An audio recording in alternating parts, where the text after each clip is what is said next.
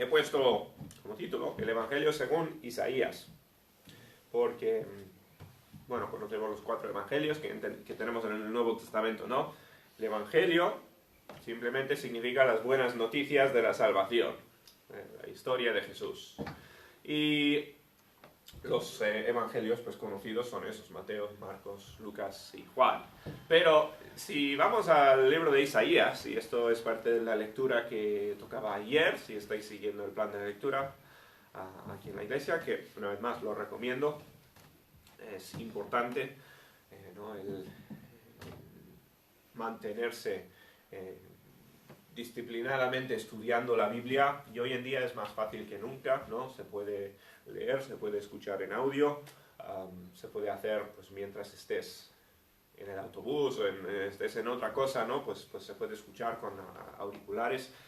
Más fácil que nunca ingerir la Biblia. Ahora, también a veces pues estamos más distraídos que nunca y es fácil de dejar a un lado las cosas importantes. Pero si leísteis la lectura de ayer, pues nos topamos con el capítulo 61 de Isaías, y ahí es donde vamos a estar esta mañana.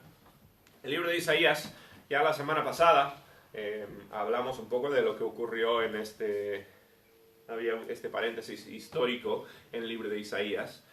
Si os acordáis, Isaías pues era un predicador, predicaba el arrepentimiento como cualquier predicador de la Biblia, y la semana pasada vimos cómo vino el ejército de Sennacherib, el rey de los asirios, el imperio asirio, vino, sitió a Jerusalén y quería conquistar al pueblo de los judíos. Que era justo lo que había ido profetizando Isaías, ¿no? Isaías había dicho que por el pecado de los judíos iban a ser castigados, iban a ser reconquistados, pero por la oración, o sea, por el arrepentimiento del pueblo, la oración de Ezequías y el pueblo que se humilló ante Dios, Dios les salvó del ejército de los asirios y no fueron conquistados. Así como debían haberlo sido, ¿no? Pero Dios obró un milagro. Dice que el ángel de Dios vino y mató a muchos del ejército de Asiria en su propio campamento sin que tuviesen que levantar espada los judíos. Y Dios les salvó milagrosamente. Todo basado en su arrepentimiento, ¿no? Pero, como tantas veces en la historia, vino el arrepentimiento, el pueblo quería servir a Dios, pero muy rápidamente, cuando las cosas volvieron a la normalidad, volvieron a sus viejos caminos. Muchas veces se encuentra el mismo paralelo hoy en día, ¿no? Cuando hay problemas, la gente pues quiere poner sus cosas en orden con Dios, quiere arrepentirse, quiere buscar la solución y quiere acercarse a Dios. Después, cuando le empieza a ir bien la vida, una vez más, ya pasa la crisis y volvemos a tener pues más tranquilidad en la vida, pues tristemente muchas veces pues vemos, ¿no? a cristianos que un poco dejan ya atrás servir a Dios, ¿no? Ya como que no es tan importante al haber pasado la crisis. Bueno, es lo que ocurrió por lo menos en el caso de los judíos. Así que Isaías siguió, ¿no? al pie del cañón, predicando acerca del arrepentimiento y predicando acerca del plan de Dios. Y pues Isaías habla de 2 eventos muy claros, ¿no? Habla de el día de juicio, cuando el reino de Judá será castigado, o sea, al final serán conquistados por un imperio que vendrá y destruirá Jerusalén. Y eso ocurrió con el imperio de Babilonia. Isaías predicaba acerca de eso, pero no se quedaba con la mala noticia, no terminaba con la mala noticia. Isaías, especialmente en los últimos capítulos del libro, y entre ellos el capítulo 61, predicó que eso no era el final de la historia, sino que Dios iba a restaurar al pueblo. Y eso es una parte muy importante del mensaje de Isaías, porque es un mensaje de esperanza. O sea, no es un mensaje simplemente de castigo, ¿no? A veces la Biblia habla de castigo, ¿no? Habla de las consecuencias del pecado. y habla de lo severo que es Dios contra ese pecado, ¿no? Y eso es parte importante, fundamental de la Biblia y no lo podemos saltar. Pero la Biblia también habla de esperanza. O sea, la Biblia no está simplemente para decirte todo lo malo que va a pasar, sino que la Biblia nos cuenta cómo pasar por ese tiempo malo, ¿no? Cómo incluso escaparnos de ese castigo para entrar a lo que a veces se ha llamado el cielo, también se puede llamar la tierra nueva y el cielo nuevo. Se ha llamado de muchas cosas lo que es el final de la vida, el final del plan de Dios. Se llama a veces en la Biblia el reino de Dios, cuando Dios esté físicamente reinando y haciendo que el mundo funcione como fue su diseño original. Bien.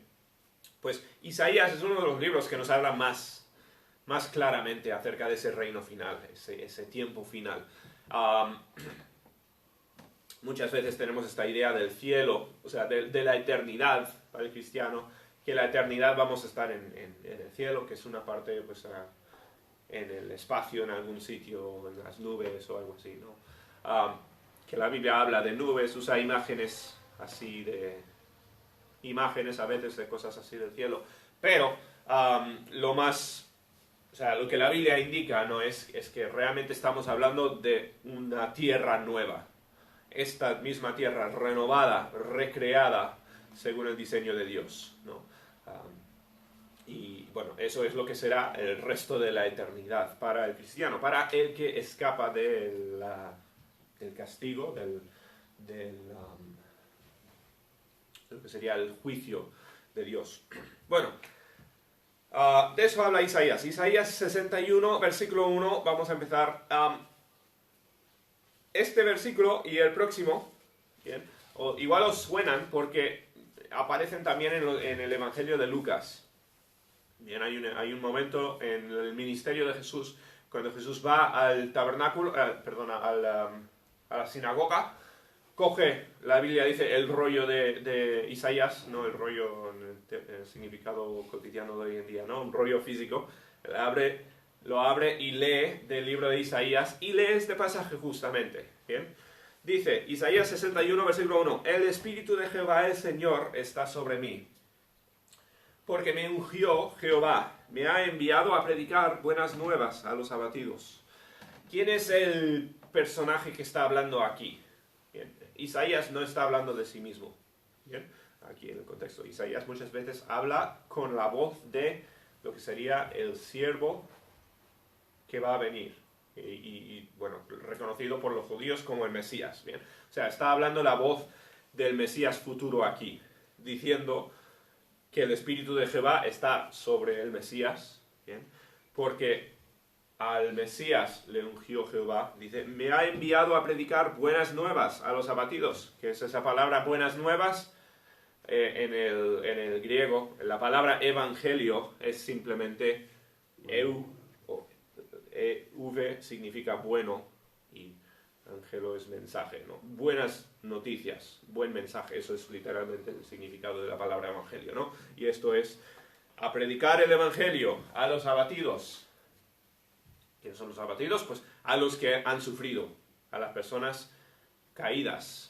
Bien, y en el contexto de Isaías se está hablando a las personas que han pasado por la tribulación de que venga el reino de Babilonia y destruya a los judíos. Bien. Me ha enviado a predicar buenas nuevas a los abatidos, a vendar a los quebrantados de corazón. Esto pues habla de, pues como un médico, ¿no? Te rompes una mano, un brazo y te pone una venda y te arregla el problema roto. Pues, ¿qué solución hay para un corazón roto? Evidentemente estamos hablando ya metafóricamente, ¿no? Pero igual que un doctor, Dios va a vendar el quebrantado de corazón. Esto está hablando de rotura de espíritu, estar quebrantado, triste. A vendar a los quebrantados de corazón, a publicar libertad a los cautivos. Fíjate, esto es el contenido del Evangelio, ¿no? Sanar es ayudar al abatido, sanar al enfermo, al roto de corazón, liberar al cautivo, ¿bien? La idea de la esclavitud Es una imagen céntrica a la idea del Evangelio. Nosotros somos, la Biblia dice, esclavos del pecado. En el mismo sentido, o sea, a lo largo de la historia humana, ¿no? Ha habido esclavitud hasta los últimos siglos.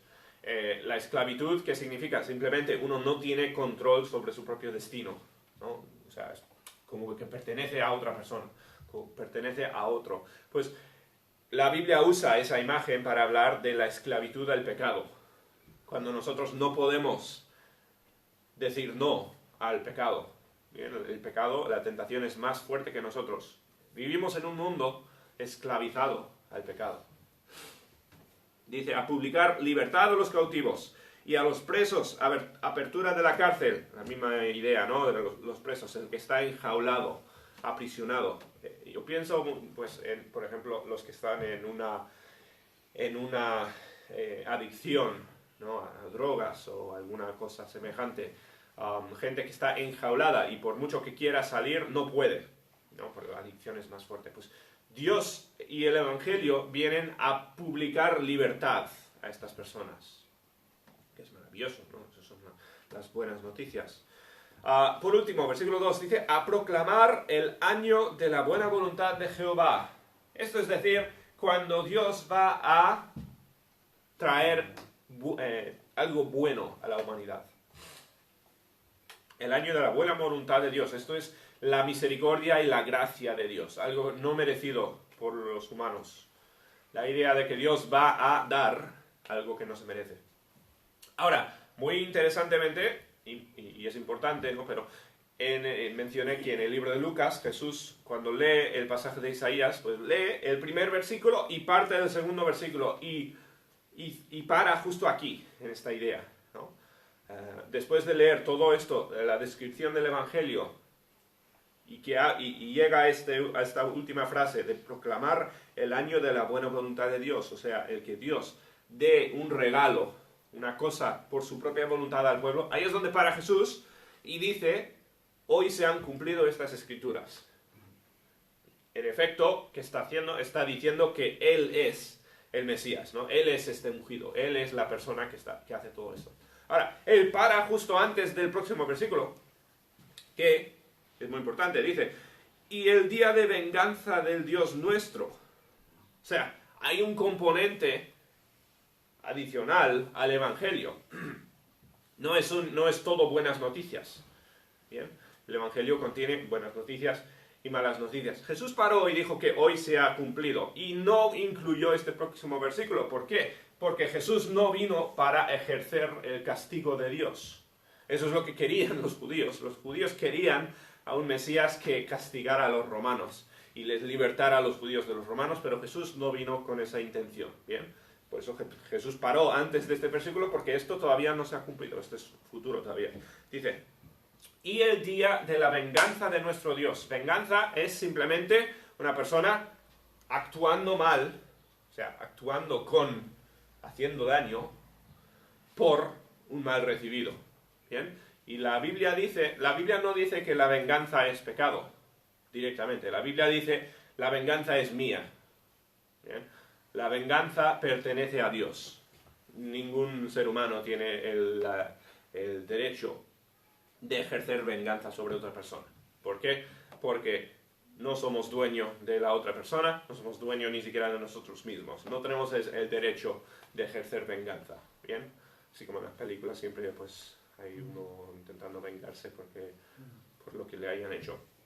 La venganza pertenece a Dios, pero Dios sí que va a ejercer venganza. Bien, es lo que dice la Biblia. Dice, el día de la venganza de Dios nuestro, a consolar a todos los enlutados. Vuelve otra vez a las buenas noticias, ¿no? Pero, o sea, ha metido aquí consuelo a los abatidos, sanar a los enfermos,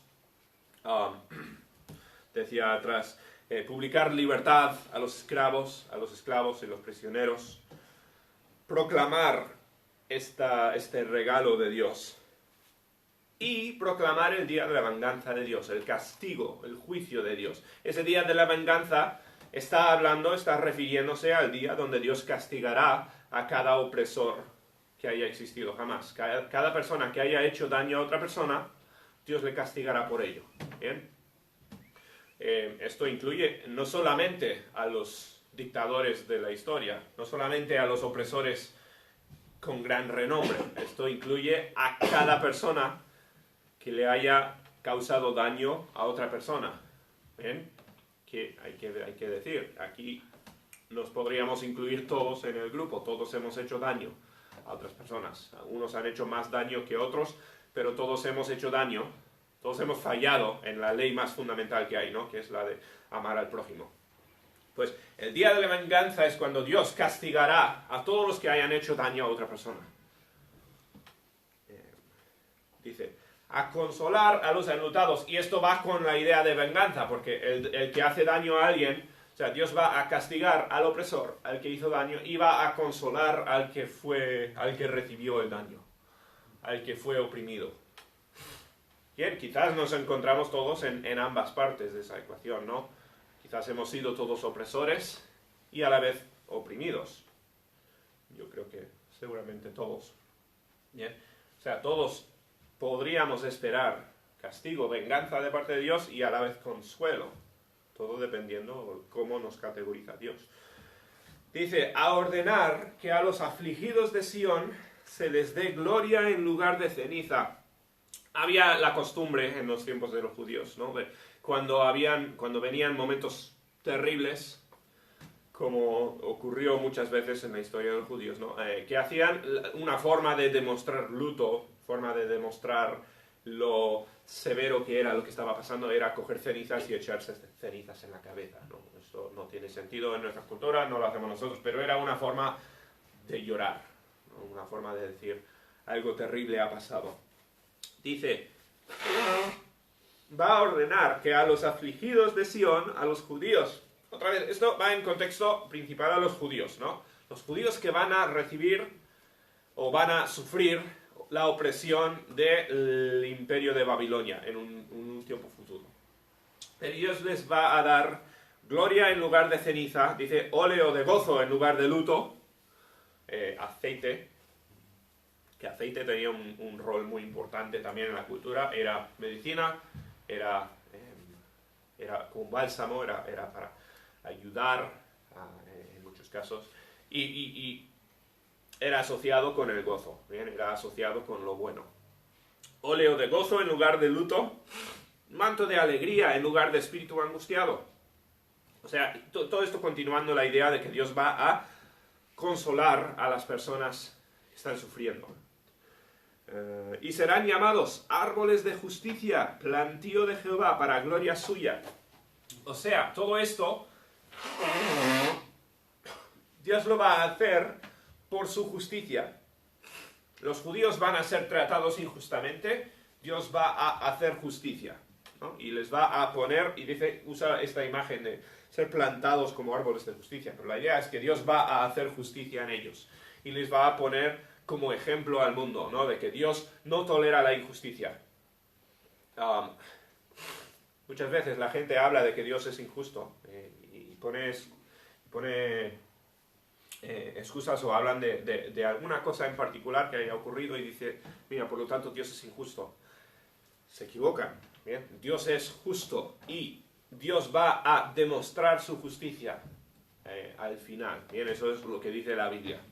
Bien, si crees la Biblia, pues eso es lo que Dios promete. Va a obrar justicia, va a dejar evidente a todos su justicia, es la idea. Para gloria suya. Dice, reedificarán las ruinas antiguas, levantarán los asolamientos primeros y restaurarán las ciudades arruinadas, los escombros de muchas generaciones. Esto otra vez está hablando de Jerusalén y de la nación de Israel, que serán destruidos, arrasados, pero que van a reconstruir a Jerusalén y a la nación de Israel. Bien. Parte de esto se ha visto hasta cierto punto, donde los judíos pues, fueron llevados al cautiverio, han sido devueltos a su tierra, los judíos están ahí, pero falta mucho todavía para la restauración del pueblo judío, que esto entendemos que ocurrirá todavía en el futuro en gran parte. Dice, extranjeros apacentarán vuestras ovejas, y los extranjeros serán vuestros labradores y vuestros viñadores. Esto es curioso. Fíjate, no habla de esclavitud aquí. La idea no estamos hablando de Israel esclavizando a los demás. Pero habla de sí, este dominio, esta elevación de los judíos por encima de las naciones a su alrededor. Bien. Y otra vez, la idea, esto fue escrito para los judíos, bien, en los tiempos de Isaías. Fue escrito para un pueblo que estaba siendo dominado por las naciones a su alrededor. A un pueblo débil. Y lo que está comunicando Isaías al pueblo es que Dios os va a dar favor, Dios os va a hacer fuertes, Dios os va a restaurar. ¿Bien? No creo que necesariamente esté hablando de literalmente cómo va a ocurrir en el final. Está hablando más de esta idea de que Israel será elevada. Dios va a derramar su favor sobre la nación de Israel.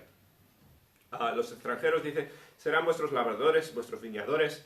La idea de que tendréis lugar aquí en la tierra. Y vosotros seréis llamados sacerdotes de Jehová.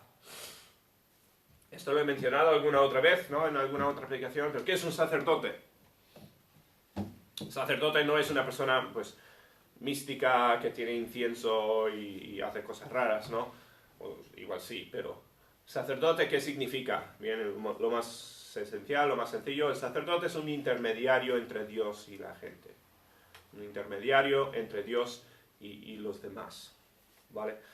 Y en el Antiguo Testamento eran necesarios los sacerdotes porque Dios no se acercaba al pueblo lleno de pecado.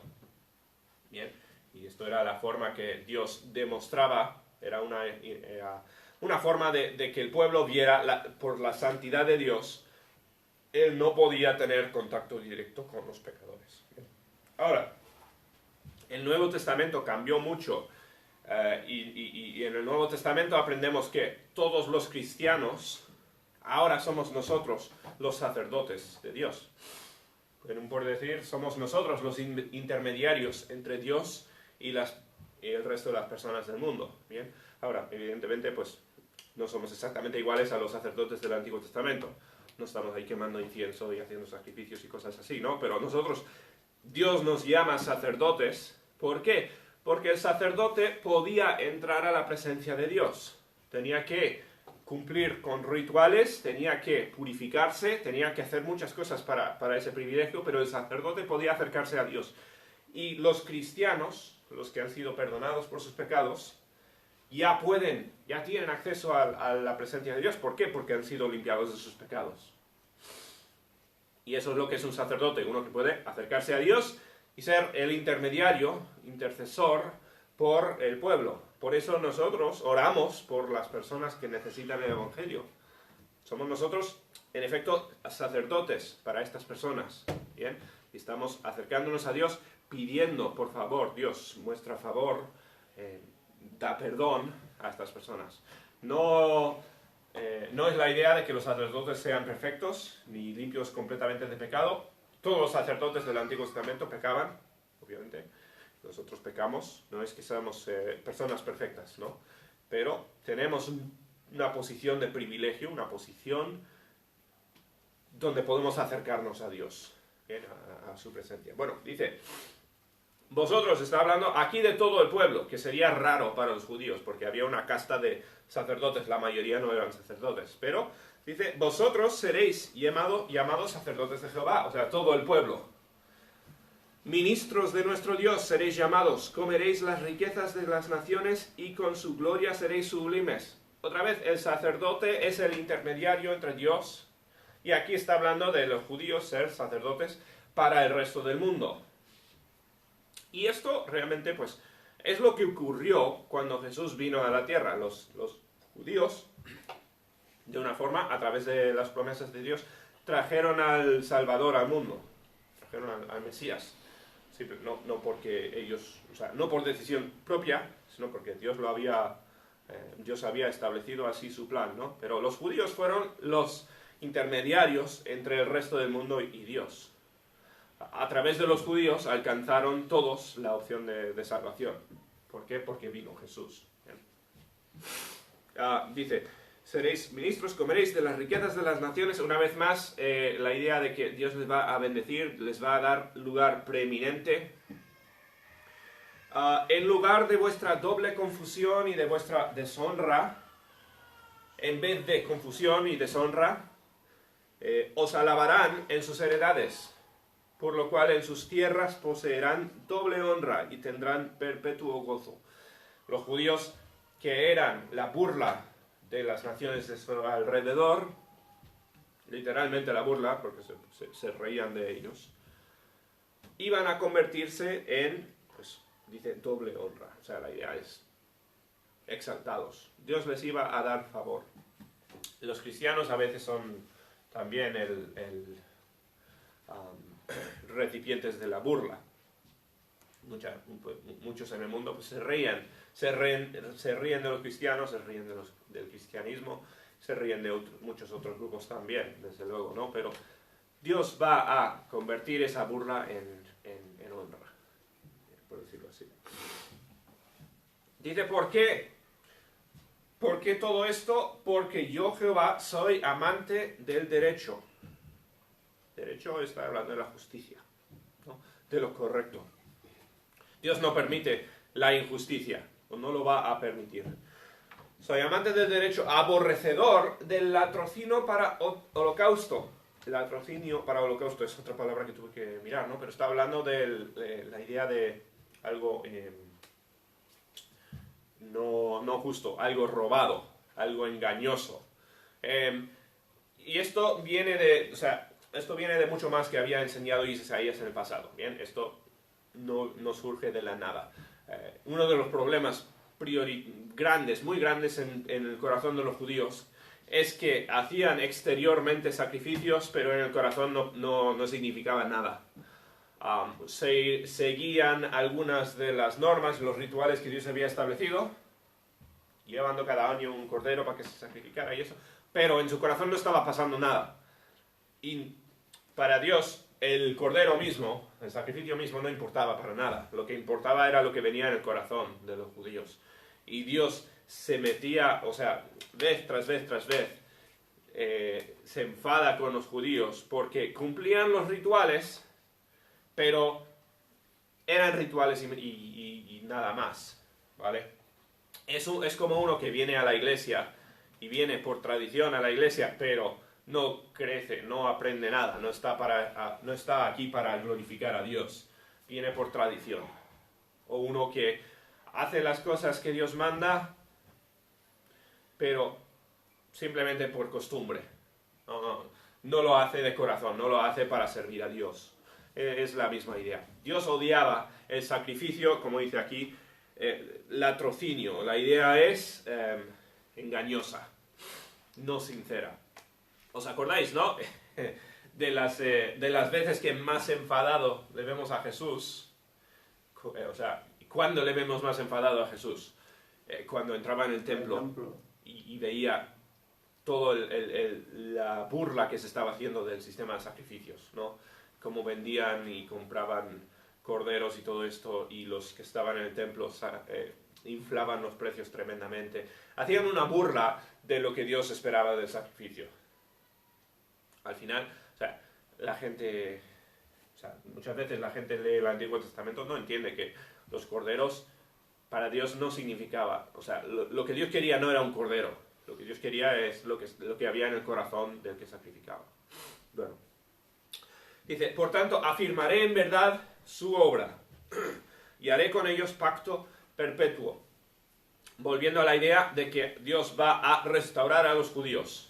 Van a ser llevados al cautiverio, Dios les va a traer de nuevo, restaurar como nación y va a hacer un pacto perpetuo. Esto es eterno. Esto es lo que va a durar para el resto de la historia. No va a venir un segundo Satanás, no va a venir una segunda caída. No, esto es para la eternidad cómo serán las cosas. Y la descendencia de ellos será conocida entre las naciones y sus renuevos en medio de los pueblos. Todos los que los vieren reconocerán que son linaje bendito de Jehová. Todo esto hablando de los judíos, ¿no? Esto no está directamente hablando de los cristianos ni de la iglesia, estamos hablando de los judíos. Pero la idea es Dios rescatando a un pueblo que ha sido castigado por su pecado. Y es un paralelo a lo que Dios hace en el corazón de cada persona. Al final, conocéis ya la esencia del Evangelio, ¿no? Conocéis, la Biblia dice que somos todos nosotros pecadores. Todos nosotros tenemos más o menos la misma historia, el mismo arco que la nación de Israel. Dios nos da el privilegio de conocerle, de conocer la verdad y el Evangelio. ¿Y qué hacemos? A pesar de ello, pecamos, igual que los judíos. Por nuestro pecado, pues viene el castigo. Y si no nos arrepentimos, igual que la nación de Israel fue destruida, pues nosotros recibiremos el castigo de Dios. Al final, todo esto, aunque Dios está hablando a los judíos, refleja la misma historia en el corazón. Por eso llamo esto es el Evangelio según Isaías, ¿no? Esto habla de lo que Dios hace en el corazón de cada persona, de cada humano que venga a la salvación. Dice, todos verán y reconocerán que son linaje bendito de Jehová. En el Nuevo Testamento se usa mucho la idea de la adopción, ¿no? Que Dios hace que los que se convierten, judíos o gentiles, ¿no? Los que se convierten en hijos de Dios. Y hijo adoptado de Dios, con el nombre de Dios, con el apellido, por decirlo así, de Dios, identificados con él. Muy, muy parecido a lo que está diciendo aquí de la nación de los judíos. En gran manera, versículo 10, me gozaré en Jehová, mi alma se alegrará en mi Dios, porque me vistió con vestiduras de salvación, me rodeó de manto de justicia. Otra vez está hablando aquí el Mesías, el Señor Jesús, ¿no? Dice, como a novio me atavió, y como a novia adornada con sus joyas. Otra vez, el Nuevo Testamento habla de Jesús como el novio y la iglesia como la esposa. Bien, son al final simplemente ilustraciones o imágenes, ¿no? Pero la idea es, Dios está preparando la iglesia, los cristianos, para un día estar tan unidos, tan cerca de Cristo, como un novio y una esposa aquí en el mundo, ¿no? Al final son ilustraciones para esta idea de juntarse, de hacerse pues una carne, hacerse uno, ¿bien? Y exactamente la misma ilustración aquí. El Mesías como el novio, Israel como la novia, dice, porque como la tierra produce su renuevo y como el huerto hace brotar su semilla, el famoso ciclo de la vida, ¿no? Así como la tierra produce vida, por decirlo así, así Jehová el Señor hará brotar justicia y alabanza delante de todas las naciones. El plan de Dios es un plan de justicia, un plan donde todo es justo y correcto, todo va según la moralidad de Dios. Hay muchas diferentes ideas de lo que está bien y lo que está mal. La mítica moralidad, ¿no? ¿Qué está bien y qué está mal? A lo largo de los siglos, a lo largo de las culturas, han ido cambiando las definiciones de lo que está bien y lo que está mal, y siguen cambiando. Bien, hoy en día una cosa pues se llama buena, que en el pasado era llamada mala. Al final, la moralidad es un término pues que parece que es siempre impreciso, siempre cambiando, ¿no? Pues la moralidad definida por la Biblia no cambia. Dios establece lo que está bien y lo que está mal, y todo su plan, el plan que terminará con un reino donde Dios esté al mando del reino y toda la tierra esté funcionando como Él la diseñó, allí reinará la justicia. Esto es decir, ninguna persona será tratada como mayor o menor que otra persona. No vivimos en ese mundo todavía, ¿verdad? Vivimos todavía en tiempos muy injustos. Todos serán tratados por igual, ¿bien? O serán tratados justamente según sus méritos. la definición mayor, o sea, la definición del reino de Dios es esta idea de justicia, esta idea de que todo irá correctamente, todo irá bien. Hará brotar justicia y alabanza, dice, delante de todas las naciones. Por supuesto, estamos hablando de un reino de gozo, o sea, donde las cosas funcionan correctamente. Eso habla de la alabanza, ¿no? No estamos hablando de una distopía rara donde las cosas sean, o sea, una dictadura donde todo tiene que hacerse exactamente como Dios manda y todos los demás están bajo sufrimiento. No estamos hablando de eso, ¿no? Es justicia y alegría, o justicia y alabanza, son las cosas, los dos adjetivos que describen este reino de Dios. Que bueno, no sé de ti, pero a mí me suena, o sea, me suena, me parece un sitio genial. O sea, un lugar donde reinen más que ninguna otra cosa la justicia y la alabanza. Justicia y bueno, la felicidad. Y todo para la gloria de Dios. Bueno, a mí me suena eso maravilloso. Eso es lo que Dios promete a los judíos aquí, ¿no? Esto es la promesa que Dios da a un pueblo que ve a lo lejos a la nación de Babilonia, que les viene a comer, viene a destruirles. Y bueno, es lo que pasa. Pasa un poco más adelante. Ya hemos pasado por la historia de Daniel, ¿no? Y Esther, que pues son llevados como esclavos. Al final la tierra es destruida, Jerusalén es destruida, el templo hecho pedazos, los muros caídos. O sea, los judíos pasan por tiempos pues terribles, no mucho más adelante. Pero este mensaje de Isaías es un mensaje, como digo, de esperanza. La idea de que sí, Dios va a castigar el pecado, y eso es lo que pasó cuando vino la nación de Babilonia a destruir a Jerusalén. Era por el pecado de los judíos, no era por otro motivo. Pero, a pesar de ello, Dios promete restauración. Dios promete restaurar al pueblo. Y de la misma forma, bien, para los cristianos, Dios ha hecho otras promesas, no estas mismas promesas, estas promesas son para los judíos, ¿no? Pero Dios ha hecho otras promesas igual de grandes para los cristianos, para los que pues, les sirven a Él. Dios nos promete, bueno, como decía antes, ¿no? Hacernos parte de la iglesia, parte de la esposa de Dios, y que tendremos un lugar en su reino eterno. Bien, bueno, eso es el Evangelio según Isaías. Evangelio significa buenas noticias. Vivimos en tiempos con muy pocas buenas noticias.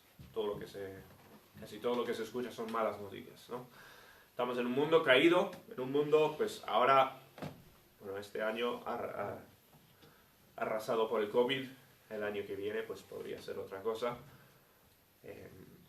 Vivimos en un mundo fallado, un mundo roto, que no funciona como Dios lo diseñó.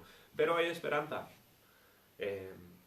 La Biblia habla, ¿no?, de que Dios hará perfecta justicia, hará venganza sobre los opresores y hará justicia para los que han recibido el mal. Desde luego, para entrar a ese reino hace falta ser salvo, hace falta ser perdonado por los pecados, por si no, estamos todos automáticamente en el lado de venganza, ¿no? En el lado donde Dios mandará su castigo, si no. Bueno, vamos a dejarlo allí.